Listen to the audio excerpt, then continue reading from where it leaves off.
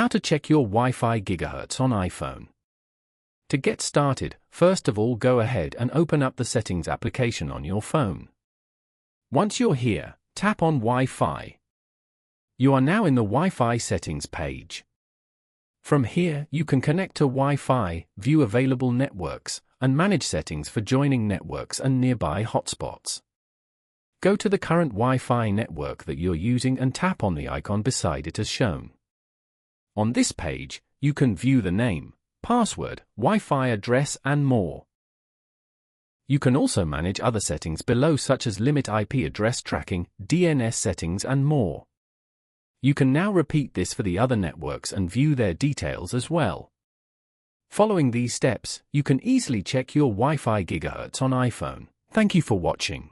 Please leave a like if this tutorial helped you, or leave a comment below if you have any questions related to the video.